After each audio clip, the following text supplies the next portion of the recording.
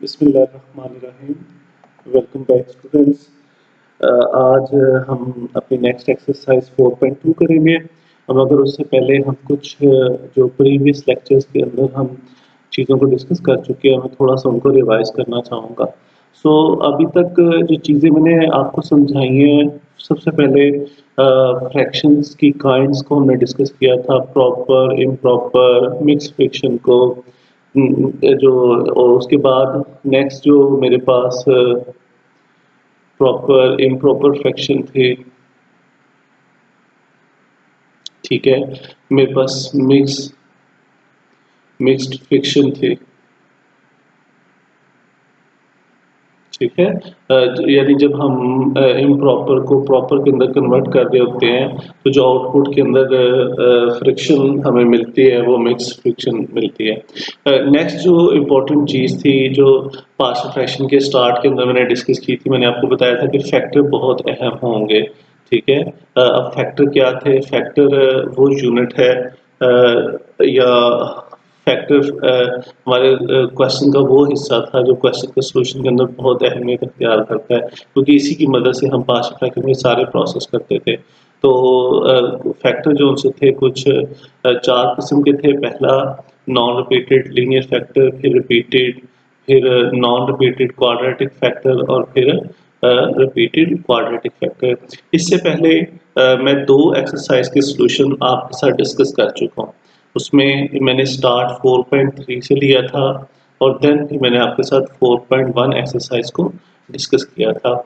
4.3 exercise को मैंने इसलिए चूज़ किया था इसके जो डिनोमिनेटर के अंदर फैक्टर पड़े हुए थे, वो मेरे पास एक लीनियर फैक्टर था और एक क्वाड्रेटिक फैक्टर था। तो मैं असल में चाह रहा था कि स्टार्ट के अंदर भी आपको ये डिफरेंस समझ में आ जाए, ताकि आपकी जो नेक्स्ट प्रॉब्लम सॉल्यूशन के अंदर जो भी डिफ़िकल्टी आने वाली है, वहाँ हम यहीं पे उसको फ़र्क समझ लें।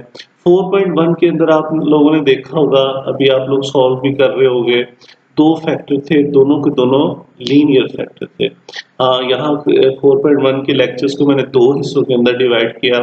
पहले लेक्चर के अंदर मैंने सिर्फ प्रॉपर फ्रैक्शंस को डिस्कस किया और दूसरी लेक्चर के अंदर मैंने इम्प्रॉपर फ्रैक्शन को डिस्कस किया। वहाँ पे जो सबसे अहम चीज़ थी, जो आप लोगों के साथ डिस्कस करने वाली थी, वो ये थी कि इम्प्रॉपर को प्रॉपर के अंदर कैसे कन्वर्ट करते हैं।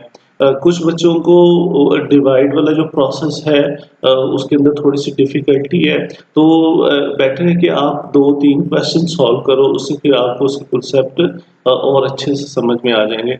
और दूसरी बात ये है कि अगर आपको मसलन डिवीजन वाले प्रोसेस के अंदर कोई प्रॉब्लम आ रही है, तो वीडियो को वो पार्ट आप बार-बार देखो, ताकि जो एक्टिविटी मैं वहाँ पे परफ़ॉर्म कर रहा हूँ, ठीक है? जब आप क्वेश्चन करते हुए परफ़ॉर्म करोगे, तो आपको उससे उसको समझने में और उसको करने में, अप्लाई करने के अंदर आसानी पैदा होगी।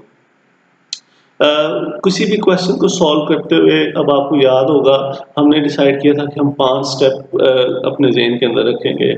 Step number 1, step number 2, step number 3, step number 4 और स्टेप नंबर 5। स्टेप नंबर 1 होता था कि प्रॉपर और इम्प्रॉपर को चेक करो। स्टेप नंबर 2 में हम जो रिजल्टेंट फ्रैक्शन के डिनोमिनेटर के अंदर फैक्टर होते थे, उनके कॉरेस्पॉन्डिंगली पार्शियल फ्रैक्शन कोएफिशिएंट लिखा करते थे। स्टेप नंबर 3 उनको आपस में जोड़ दिया करते थे। स्टेप नंबर 4 में रिजल्टेंट फ्रैक्शन के जो डिनोमिनेटर के अंदर चीज़ें पड़ी होती थी, उसको सारी की सारी इक्वेशन के साथ मल्टीप्लाई कर देते थे। स्टेप नंबर 5 के अंदर आके हम देखते थे कि हमें कौन सा मेथड अप्लाई करना है। क्या हमें ज़ीरो मेथड की तरफ जाना चाहिए और क्या हमें इक्वेटिंग का कोएफिशिएंट करना है, क्या दोनों करने पड़ेंगे? तो अब आपको याद होगा कि 4.3 के जितने भी क्वेश्चन हैं, उसमें दोनों मेथड अप्लाई होते हैं और यही वजह थी, इसको मैंने स्टार्ट के अंदर किया था कि आपके दोनों मेथड आप देखो। मगर 4.1 के सब क्वेश्चंस के अंदर सिर्फ और सिर्फ ज़ीरो मेथड अप्लाई हो रहा था।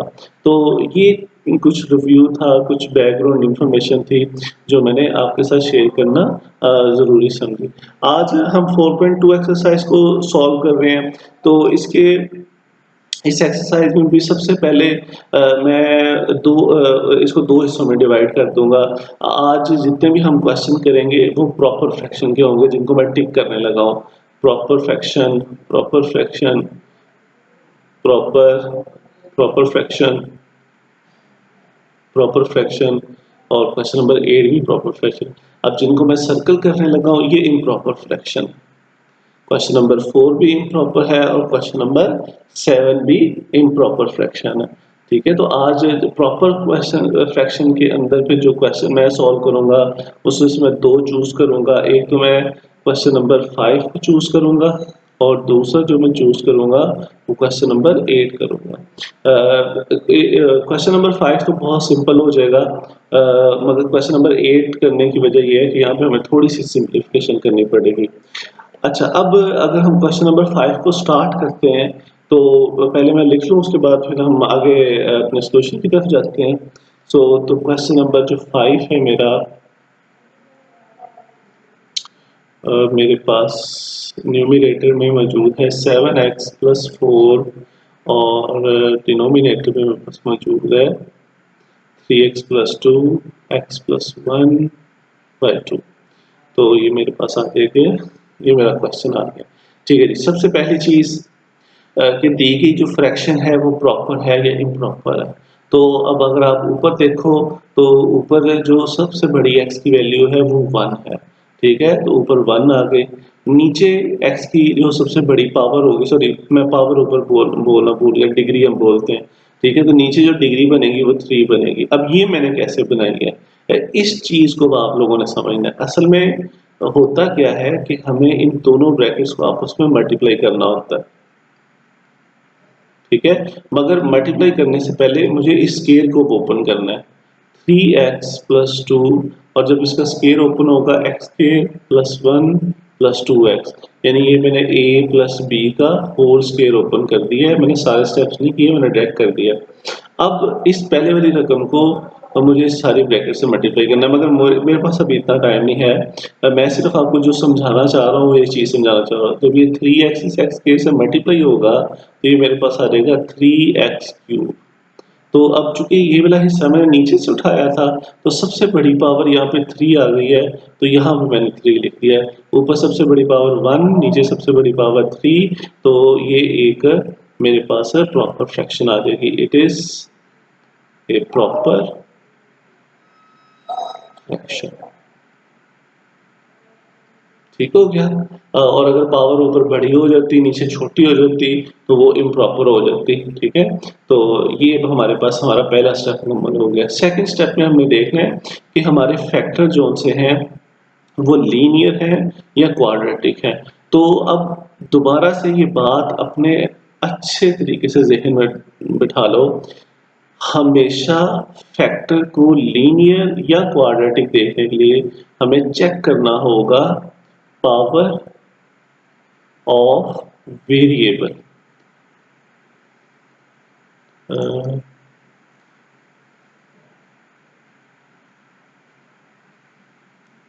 इन फैक्टर।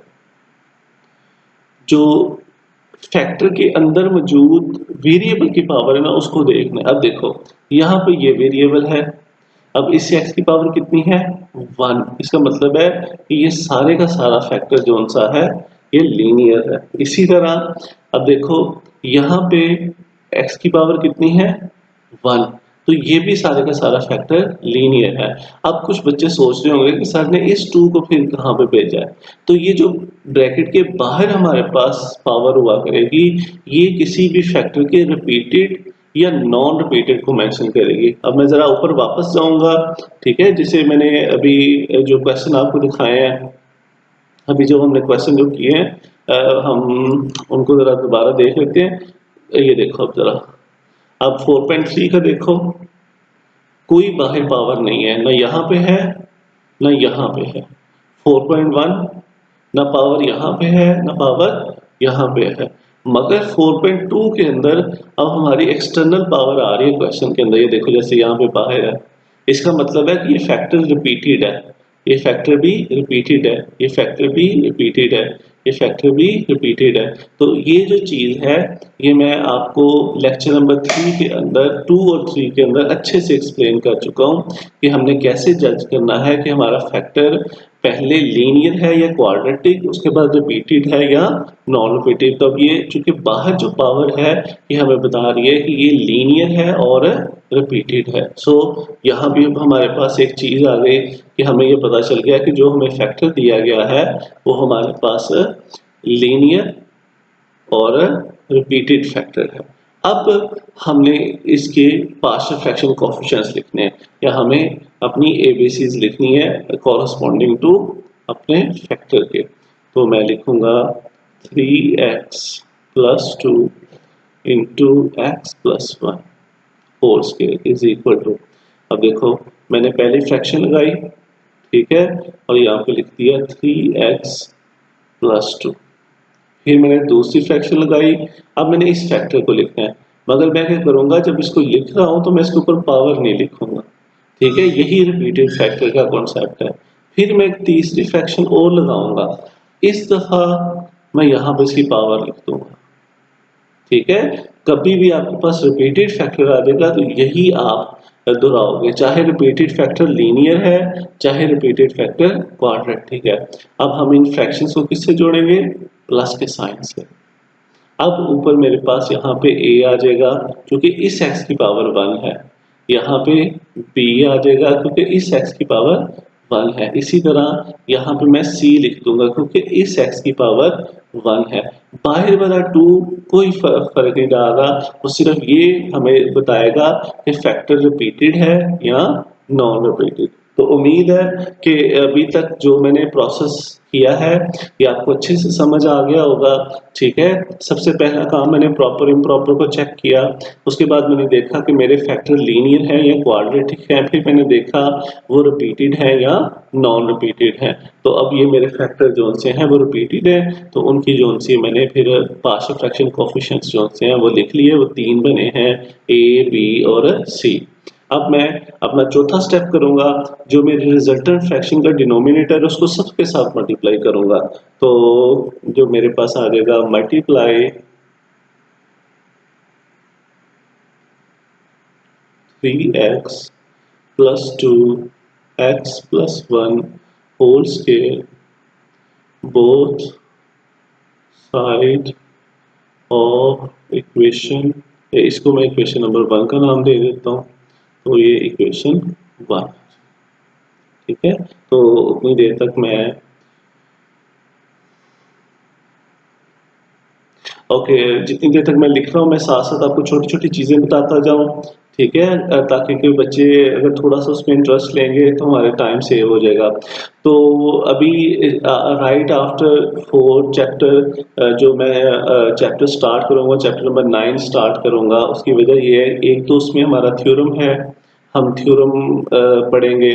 ऑलरेडी 9th क्लास के अंदर आपको याद है हमने थ्योरम डिस्कस कर लिए थे, मगर चूंकि अभी 12th चैप्टर के किए थे तो इस दफ़ा हम चैप्टर नंबर 9 के करेंगे। तो उसके अंदर 5 थ्योरम्स हैं, बिल्कुल आसान थ्योरम्स हैं, बिल्कुल उसी तरह जैसा कि हमारे 9th क्लास के अंदर थे, कोई इतनी ज़्यादा डिफ़िकल्ट चीज़ें नहीं हैं। उम्मीद है आपको अच्छे से समझ आ जाएंगे। नेक्स्ट जो थ्योरम को स्टार्ट करने की वजह ये है कि कुछ बच्चे जो उनसे हैं वो लेक्चर को लेट लेना स्टार्ट हुए हैं, तो उन्हें कुछ थोड़ा सा प्रैक्टिस का टाइम भी मिल जाएगा अगर वो वहाँ पे, क्योंकि थ्योरम को ज़ाहिर है मैं एक वीक में एक ही थ्योरम करवाऊँगा, तो तकरीबन पूरा हफ्ता बच्चों के पास होगा अपने पीछे से जो सिलेबस है उसको कवर करने के लिए। कुछ डेफिनेशंस होंगी स्टार्ट के अंदर, ठीक है, तो उनको भी हम समझ लेंगे कि किस तरह की जो चीज़ें हैं हमसे पूछी जा सकती हैं। ओके जी, मैंने अपना प्रोसेस जो सा है वो पूरा कर लिया है। मेरा जो रिजल्टेंट फ्रैक्शन था उसके जो डिनोमिनेटर में जितने भी फैक्टर पड़े हुए थे मैंने उनको सारी की सारी इक्वेशन नंबर 1 से मल्टीप्लाई कर दिया। अब हम कटिंग करेंगे तो ये दोनों के दोनों काटे जाएंगे, यहाँ पे 3x प्लस 2 काटा जाएगा, यहाँ पे अब देखो x प्लस 1, ये इसकी पावर 1 है, जब इसको काटेंगे तो इस 2 पावर से काटेंगे तो एक पावर बाकी रह जाएगी। अब ये जो सा ये पूरे का पूरा ही काटा जाएगा। प्लीज यहाँ पे ये दोबारा देख लो, मैं इसको दोबारा आपको ब्लू कलर से मार्क करके दिखा देता हूँ ताकि बच्चों को जो कंफ्यूजन है वो ना हो। अब देखो यहाँ पे जो ब्रैकेट थी उसकी पावर 1 थी, तो जब मैं यहाँ से कट करूंगा, ठीक है, तो ये यहाँ पे पावर 2 है, तो एक पावर काटी जाएगी, एक यहाँ पे बाकी रह जाएगी, ठीक है। तो अब जब मैं नीचे लिखूंगा तो यहाँ पे मेरे पास आ जाएगा 7x plus 4 is equal to A x plus 1 whole square plus b. अब यहाँ पे देखो ये पहले वाली ब्रैकेट बच गई, और चूंकि इसमें से 2 में से 1 पावर बच गई थी तो आगे मैं ये लिख दूंगा, सही हो गया। अब यहाँ पे c आ जाएगा और 3x प्लस 2 मेरे पास आ जाएगा, ठीक है, क्योंकि स्केयर वाला पूरे का पूरा हिस्सा ही काटा गया था। सो ये अब मेरे पास इक्वेशन नंबर 2 आ जाएगी, और ये मेरे पास आइडेंटिटी इक्वेशन भी होगी, ठीक है। तो अभी हम जब नेक्स्ट मूव करेंगे तो मेरे पास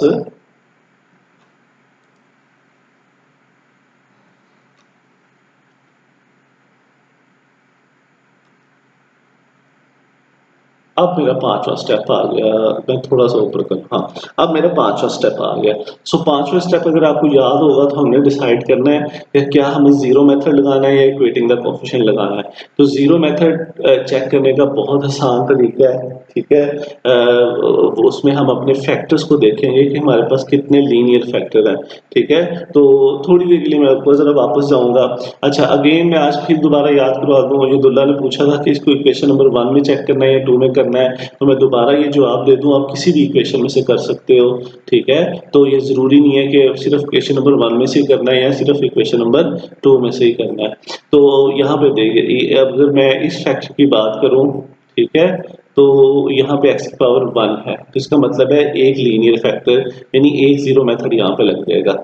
अब ये भी हमारे पास x की पावर 1 है, ये भी एक लीनियर फैक्टर है, यानी दो जीरो मेथड लग जाएंगे। अब इसमें और इसमें कुछ ज्यादा फर्क नहीं है, ठीक है, क्योंकि इसको अगर मैं जीरो के बराबर ले भी लूंगा तो तब भी यही वाली शेप वापस आएगी। तो इसका मतलब है दो जीरो मेथड हम लगाएंगे, तो पहले दो जीरो मेथड लगा लेते हैं और फिर देखते हैं कि हमारा सोल्यूशन कहाँ तक पहुंचता है। तो मेरे पास आ जाएगा नाउ यूजिंग जीरो मेथड, ठीक है जी, हम जीरो मेथड अप्लाई कर रहे हैं फॉर दैट टेक। अब आप कहीं से भी स्टार्ट कर रहे हो, मैं जरा x प्लस 1 को ले लूंगा पहले, ठीक है, क्योंकि मुझे लगता है इसके अंदर कैलकुलेशन कम करनी पड़ेगी। तो x इज इक्वल टू आ जाएगा -1 के इक्वल। तो इसको फिर मैं पुट कर दूंगा, पुटिंग इन इक्वेशन 1, कोई इक्वेशन 2 सॉरी। अच्छा, यहाँ पे मुझे एक बात याद आई, मैंने जब तौसीफ या कदीर का क्वेश्चन चेक कर रहा था, तो उन्होंने इन ब्रैकेट्स को मल्टीप्लाई करके ए और बी को अंदर मल्टीप्लाई करके देन ये वैल्यू पुट की थी। वो तरीका तो गलत नहीं है, मगर आपको कोशिश करनी है कि इसी सिचुएशन के अंदर वैल्यू पुट करो। यहाँ पे हमें कैलकुलेशन बहुत थोड़ी करनी पड़ेगी। तो मेरे पास आ जाएगा 7 into -1 plus 4 is equal to a -1 plus 1 whole square plus b, जहां जहां भी एक्स आ रहा है वहां वहां पे मैं ये रखता जा रहा हूं, प्लस 2 -1 प्लस 1 प्लस सी 3 इंटू -1 प्लस 2। अब जब मैं इनको हल करूंगा तो ये मेरे पास आ जाएगा -7 प्लस 4।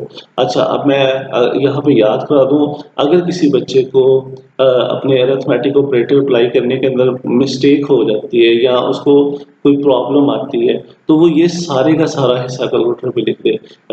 अगर आप कैलकुलेटर पे लिखोगे तो आपके पास डायरेक्ट यहाँ पे आंसर आ जाएगा। अगर आप मेरी तरह ये वाला स्टेपिंग नहीं करना चाहते तो कोई प्रॉब्लम नहीं। इसी तरह आप देखो, ये -1 और ये +1 आपस में काटा जाएगा तो ये मेरे पास 0 आ जाएगा। तो मैं ये डायरेक्ट 0, चूंकि 0 का स्केयर 0 ही होता है तो फिर मैं डायरेक्ट 0 लिख रहा हूँ, प्लस बी।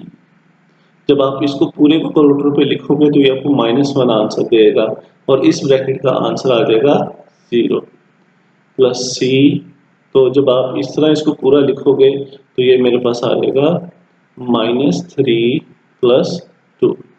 ठीक है, तो ये मेरे पास आ जाएगा -3। ये सारे का सारा हिस्सा जीरो हो जाएगा, मैं नहीं लिखूंगा। ये सारे का सारा हिस्सा जीरो हो जाएगा, तीनों नंबर आपस में मल्टीप्लाई होकर जीरो हो जाएंगे, मैं नहीं लिखूंगा। सी लिखूंगा और इस ब्रैकेट को जब सॉल्व करूंगा तो यहाँ पे -1 आ जाएगा। अब इसी तरह मैं दोबारा फिर याद करवा दूं, जब ये आप ये सारे की सारी स्टेटमेंट जब आप अपने कैलकुलेटर पे लिखोगे तो डायरेक्ट -1 आ जाएगा, तो आप यहाँ पे -1 लिख सकते हो। सो अब ये जो -1 है ये सी के साथ इधर मल्टीप्लाई हो रहा है, यानी ये मल्टीप्लाई रिलेशनशिप है, दूसरी साइड पे जाके डिवाइड हो जाएगा, तो मेरे पास आएगा सी। तो जो मेरे पास सी की वैल्यू आ जाएगी वो माइनस माइनस काटा जाएगा, तो ये मेरे पास 3 आ गया। सो अब मेरे पास मेरी पहली वैल्यू निकल रही है। ठीक है, मैंने x + 1 को 0 के इक्वल पुट किया था। Now take 3x + 2 = 0। तो वैसे तो मुझे सामने कर देना चाहिए था, मगर मैं नीचे करने लगा हूँ ताकि आपको समझ आ जाए। तो पहले मैं 2 को उठा के इक्वल के दूसरी साइड पे लेके जाऊंगा, और अब ये 3 जो इधर मल्टीप्लाई हो रहा है उधर जाके डिवाइड हो जाएगा, तो ये आ जाएगा 2/3 x की वैल्यू आ जाएगी। ठीक है, तो अब हम x की वैल्यू को पुट करेंगे, तो मेरे पास आ जाएगा 7 - 2/3 + 4 = a -2/3 + 1 whole square plus b minus गलती हो गई 3 इंटू -2/3।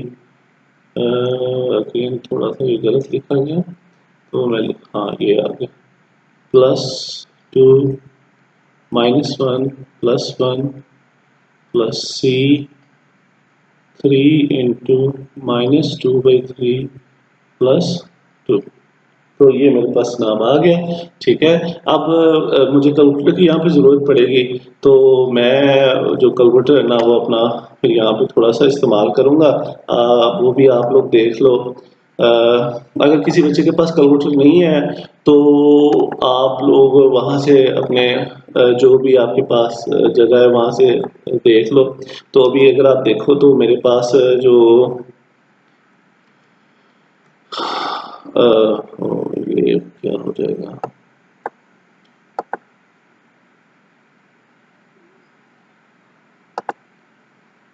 हाँ ये आ गया। अब ये अब मुझे फॉर एग्जांपल ये वाली कैलकुलेशन नहीं करनी आती, मुझे एलसीएम वगैरह यहाँ पे नहीं लेना आता, तो मैं सारे का सारा हिस्सा अपने कैलकुलेटर पे लिखने लगा हूँ। तो देखो मैं क्या क्या लिखूंगा, मेरे पास आ जाएगा 7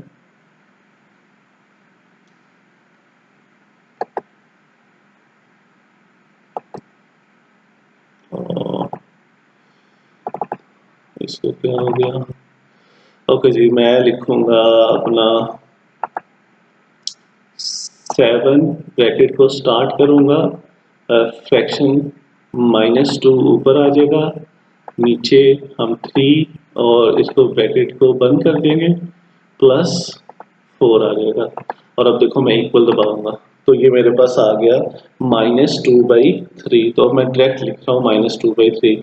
तो आप लोग भी ऐसे ही करोगे। ठीक है, अगर आपको कैलकुलेशन के अंदर प्रॉब्लम है, अगर आपको एलसीएम वगैरह अच्छे से लेना आता है तो फिर हमें कोई प्रॉब्लम नहीं है, फिर आप लोग सोल्यूशन की तरफ जाना। तो ये जब अब हम मैं इस हिस्से को सॉल्व करूंगा तो ये मेरे पास आ जाएगा 1/3 होल स्क्वायर। ठीक हो गया, प्लस बी। जब आप इस पूरे हिस्से को लिखोगे कैलकुलेटर के ऊपर तो ये आपको एक छोटी सी मैं मिस्टेक कर गया था, मैं वो करेक्ट कर लूँ ज़रा। यहाँ पे आ जाएगा -2/3 + 1। तो ये जब आप इसको सारे हिस्से को कैलकुलेटर पे लिखोगे तो 0 आ जाएगा। यहाँ पे आ जाएगा 1/3 आ जाएगा, प्लस सी आ जाएगा, और ये भी सारे का सारा हिस्सा 0 हो जाएगा।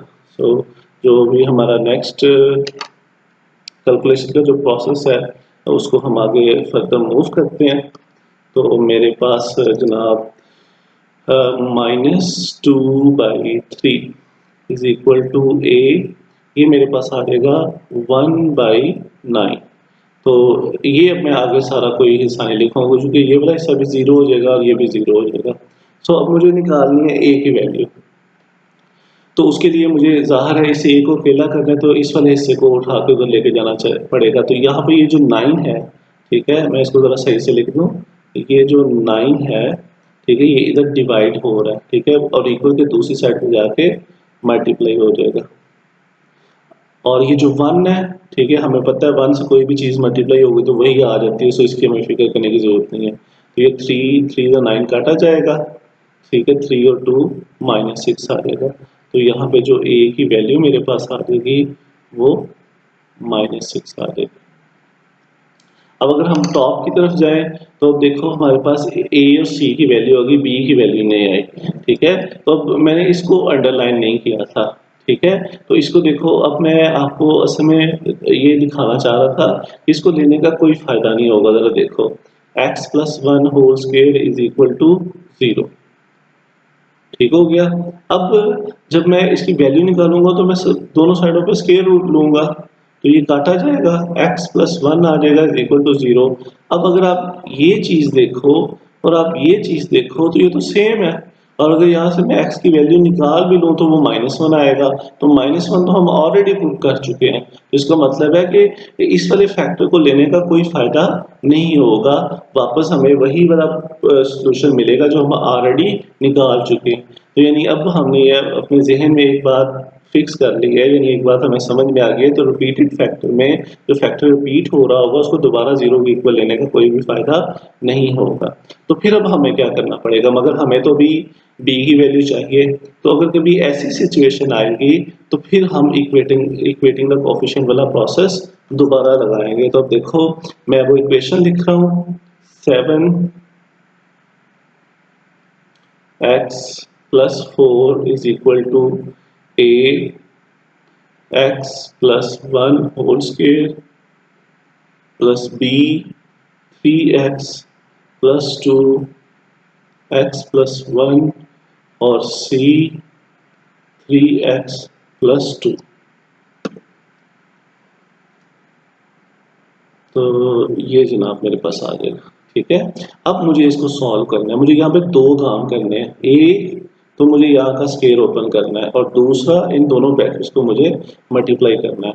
तो मैं इन दोनों को पहले साइड पे सॉल्व कर दूंगा, फिर डायरेक्ट इनकी वैल्यू जो से पुट कर दूंगा। अब देखो, ये a + b का होल स्क्वायर है, तो फर्स्ट टर्म का स्क्वायर मैं पूरे का पूरा फार्मूला अप्लाई कर रहा हूँ ताकि बच्चों को कोई भी कंफ्यूजन जो है ना वो ना रहे।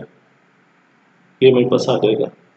अब नेक्स्ट प्रोसेस में क्या आएगा, यहाँ पे x स्क्वायर आ जाएगा, +1 आ जाएगा, +2x आ जाएगा, ठीक है। इसी तरह अब इन दो ब्रैकेट्स को भी मैं मल्टीप्लाई करूंगा, 3x + 2 और यहाँ पे आ जाएगा x + 1।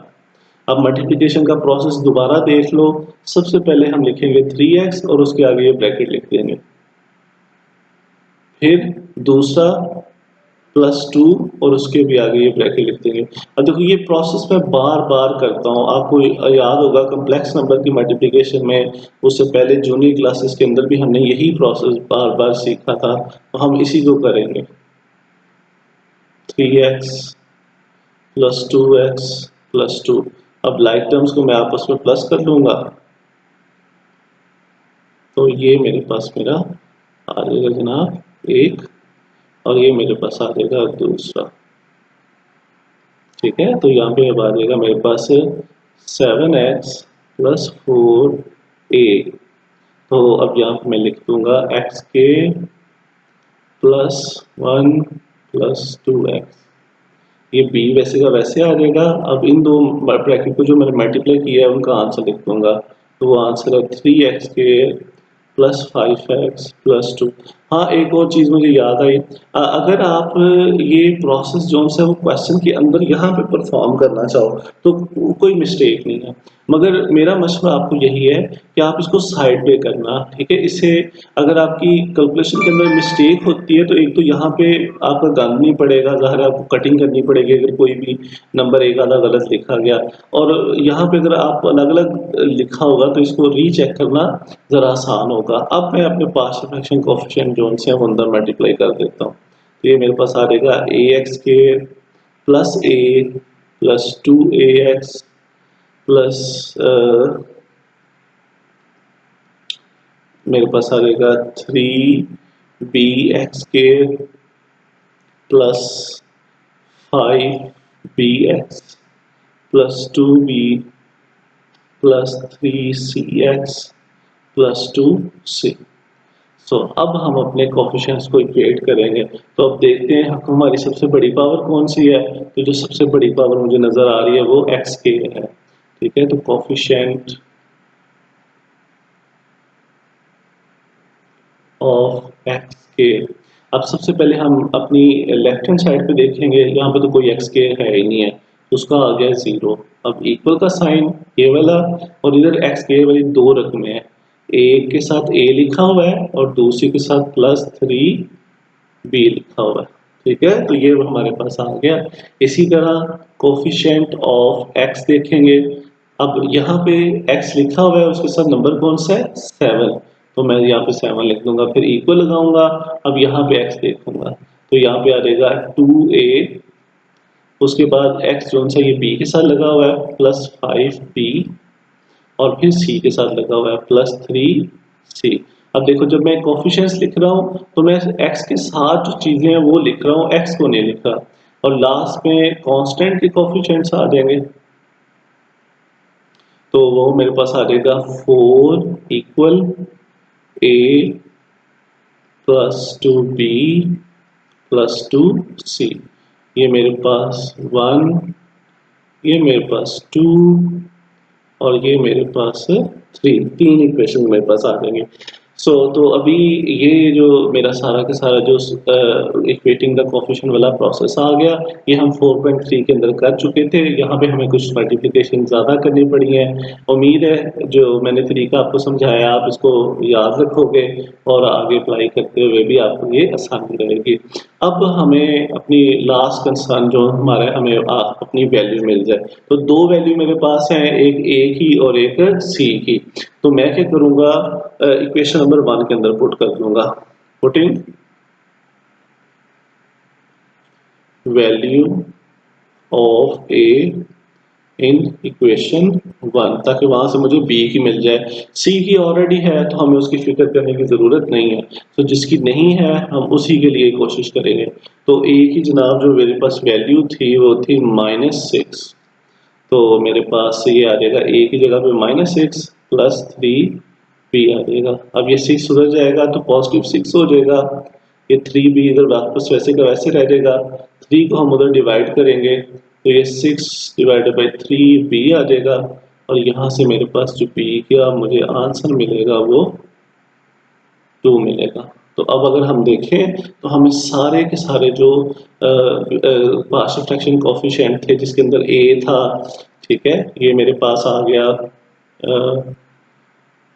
ठीक है, ये मेरे पास a की वैल्यू आ गई। इसी तरह ये मेरे पास c की वैल्यू आ गई, ठीक है, और नीचे जो सी है वो मेरे पास b की वैल्यू आ गई।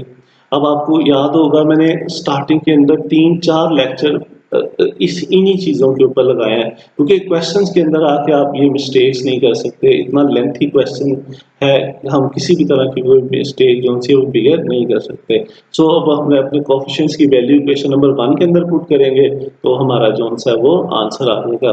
तो मैं लिखूंगा, ये मेरे पास आ जाएगा इक्वेशन 1 बिकम्स, ठीक है, तो उसके अंदर वैल्यू जो पुट करने के बाद जो उसकी शक्ल बनेगी वो हमारे पास ये बनेगी। तो मेरे पास आ जाएगा 7x plus 4 3x plus 2x plus 1 whole square is equal to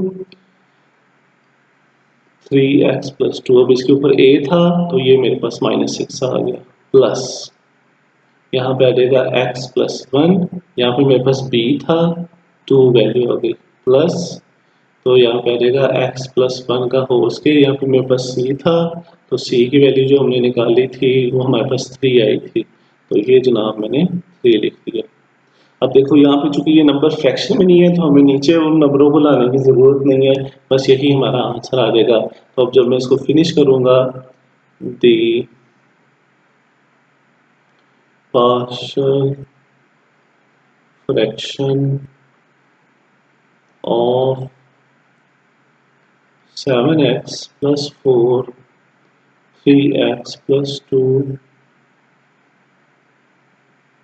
is minus 6 3x plus 2 plus 2x plus 1 plus 3x plus 1 whole square. So ये हमारा प्रॉपर आंसर आ गया। तो थोड़ा सा रिव्यू हम कर लें, ठीक है, जो भी हमने अभी किया है, ठीक है, ताकि आपको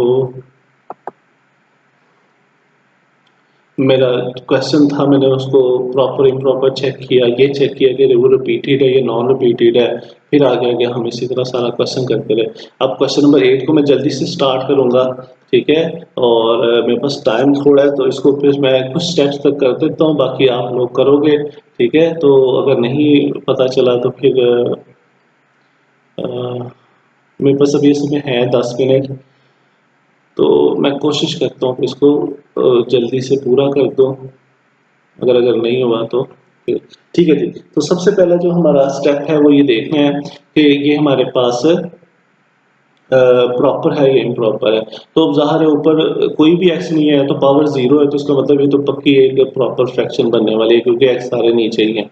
it is a proper fraction, ये मेरे पास आ जाएगा। अब नेक्स्ट मैंने देखना है कि जो मेरे फैक्टर है वो कौन से हैं। तो अब देखो ये तो मेरे पास एक लीनियर फैक्टर है, मगर ये फैक्टर तो मुझे क्वाड्रेटिक लग रहा है, क्योंकि x की पावर 2 है और मैंने भी आपको यही बताया था। मगर अगर आप लोगों को याद हो तो मैंने आपको बताया था कि क्वाड्रेटिक फैक्टर होने के बाद आप ये चेक करोगे कहीं उसकी फैक्टराइजेशन या उसके ऊपर कोई फार्मूला तो अप्लाई नहीं होता। अब आपको याद होगा जब हम 4.3 एक्सरसाइज कर रहे थे तो उसके अंदर इस तरह का क्वेश्चन आया था, तो याद है यहाँ पे हमने a cube plus B cube का फार्मूला लगा के इसको रिड्यूस कर लिया था। तो आपके ख्याल में अब यहाँ पे कौन सा फार्मूला लगेगा? तो जो मेरे जहन में फौरन से चीज़ जहन में आ रही है वो ये वाला फार्मूला आ रहा है। तो ये किसके इक्वल होता है? a plus B into A minus B, यानी डिफरेंस फार्मूला। तो जो नेक्स्ट स्टेप होगा उसमें मैं इसके ऊपर डिफरेंस फार्मूला लगाऊंगा, तो आ जाएगा x minus one x plus one, और ये वाला x प्लस वन जो दूसरा ये वाला आ गया, तो ऊपर हमारे पास आ गया 1। अब ये दोनों तो एक जैसी रकम है, तो क्या मैं इनको यूं लिख दूं? 1 x minus one into x plus one का होल स्क्वायर। अब ये देखो, अब ये क्वेश्चन हमारा रिपीटेड फैक्टर जैसा बन गया। तो अब मैं क्या करूंगा, सबसे पहले इसके लिखूंगा पार्शियल फ्रैक्शन कोएफिशिएंट्स, और उसके बाद फिर मैं आगे सॉल्यूशन की तरफ चला जाऊंगा। मेरे पास आ जाएगा x माइनस वन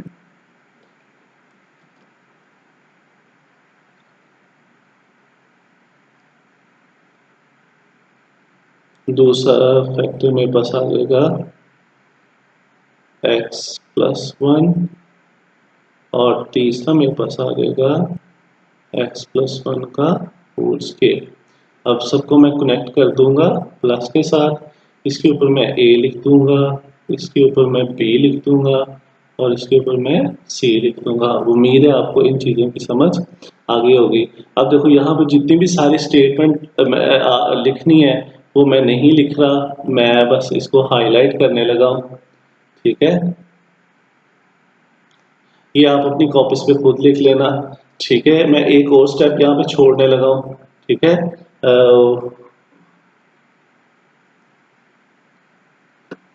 ठीक है, उसको मैं ये ब्लू कलर से मेंशन है, वो मल्टीप्लाई वाला स्टेप, ठीक है, वो भी आप लोग खुद करोगे क्योंकि कोई कैलकुलेशन वहाँ पे ज़रूरत नहीं है। तो मैं डायरेक्ट जो सा कटिंग के बाद जो स्टेप आ रहा है मैं वो लिख रहा हूँ। ये मेरे पास आ जाएगा 1 is equal to A x plus one का whole square plus B x plus one x minus one. थोड़ा सा काम कर लें ताकि जो आपकी कॉपी के ऊपर आंसर आएगा वैसा ही मैं लिख लेता हूँ, plus C X minus one. तो ये देखो, अब इसको मैं सॉरी इसको मैं इक्वेशन नंबर 1 का नाम दे दूंगा, इसको मैं इक्वेशन नंबर 2 का नाम दे दूंगा। तो अब मेरे पास यहाँ पे देखो दो लीनियर फैक्टर है, एक ये वाला और एक ये वाला, इसका मतलब है दो जीरो मेथड लगेंगे। तो अब मैं वो स्टेटमेंट सारी नहीं लिख रहा, सिर्फ टेक वाला वर्ड लिख रहा हूँ, मगर आप लोग लिखोगे take x minus one is equal to zero, तो यहाँ से x की वैल्यू 1 आ जाएगी, ठीक है। और इसको मैं इक्वेशन नंबर 2 के अंदर पुट कर दूंगा। अब देखो इस साइड में तो x है ही नहीं है, तो 1 वैसे का वैसे आ जाएगा विदाउट एनी चेंज। तो a आएगा 1 प्लस वन होल स्क्वायर, बी आएगा 1 माइनस वन, 1 प्लस वन, और सी मेरे पास आएगा 1 माइनस वन। तो ये मेरे पास 1 आ जाएगा, ए 2 का स्क्वायर आ जाएगा, सॉरी, तो प्लस बी आ जाएगा, ये मेरे पास आ जाएगा 0 2 सी और 0। तो नेक्स्ट मेरे पास ये 1 आ गया, ए और ये स्केल 4 आ जाएगा, ये सारे से जीरो हो जाएंगे, तो मैं ले नहीं लिख रहा, टाइम थोड़ा सा सेव कर रहा हूँ। और 4 जब मल्टीप्लाई हो रहा है उधर जाके डिवाइड हो जाएगा, तो जो मेरे पास ए की वैल्यू आएगी यहाँ पे वो आ जाएगी 1/4। अब इसी तरह अब मैं x plus take x plus one is equal to zero, तो यहाँ से जो मुझे x की वैल्यू मिलेगी वो मिलेगी -1, ठीक है। अगेन इस साइड पे कोई x नहीं है, तो 1 वैसे का वैसे आ जाएगा, a -1 plus one whole square plus b -1 -1 -1 plus one, c -1 -1। तो ये मेरे पास आ जाएगा 1 a 0 प्लस b -2 0 और प्लस c -2 1। ये 0 हो गया, मैं नहीं लिखूंगा, 0 हो गया मैं नहीं लिखूंगा, c आ जाएगा -2 आ जाएगा। अब -2 c के साथ मल्टीप्लाई हो रहा है, उधर जाके डिवाइड हो जाएगा, तो c की वैल्यू मेरे पास आ गई -1/2। ये मेरे पास दूसरी वैल्यू निकल आई। अब यहाँ पे मैं फिर स्टॉप हो जाऊंगा। जो मैंने ऊपर वाले क्वेश्चन में आपको सारी चीज़ें बताई थी कि देखो जैसे मैंने आपको बताया था कि अगर मैं दोबारा वो स्केयर ले लूँगा तो वही वाली वैल्यू वापस आ जाएगी, तो मुझे कोई फ़ायदा नहीं होगा वैल्यू पुट करने का। तो यही वजह अब यहाँ पे भी है। तो इसका मतलब है इक्वेटिंग द कोफिशिएंट की तरफ हमें जाना पड़ेगा। तो इक्वेटिंग द कोफिशिएंट के लिए मैं पहले वो स्टेटमेंट लिख लूँ, फिर उसके पास जाता हूँ 1a x प्लस वन का whole square plus b x -1 x plus one c x -1।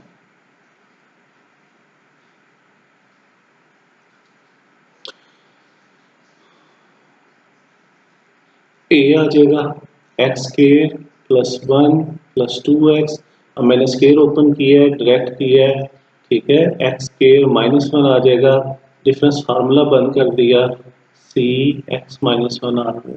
तो जितना भी मेरा टाइम सेव हो सकता था वो मैंने किया है, ठीक है। तो अभी a plus 2ax plus B X के minus B plus C X minus C. अब कोफिशिएंट एक्स स्केयर के करेंगे, तो अब देखो इस साइड पे एक्स स्केयर है ही नहीं है, तो उसका आ जाएगा 0 is equal to A plus B. दूसरे कोफिशिएंट एक्स इकट्ठे करेंगे, तो एक्स भी नहीं है तो उसका भी 0 आ गया, इधर आ जाएगा 2a प्लस सी।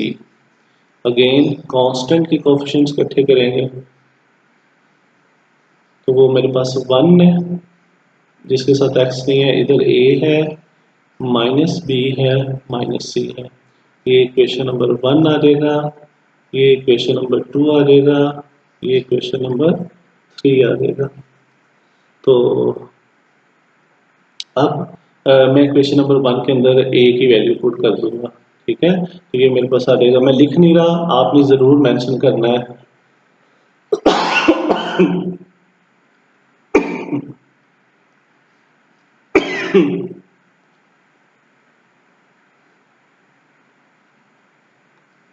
ओके, अब लास्ट चीज 1/4 उधर चला जाएगा, ठीक है।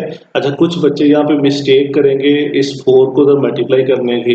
ये भी दूसरे या तीसरे लेक्चर के अंदर मैं इस चीज को अच्छे तरीके से एक्सप्लेन कर चुका हूँ, ठीक है। तो आप लोग वहाँ पे उस लेक्चर को अच्छे तरीके से देखना, आपको उसकी समझ आ जाएगी। देखिए मेरे पास आ जाएगा -1/4 इज इक्वल टू बी, ये सारे का सारा हिस्सा ही उधर चला जाएगा।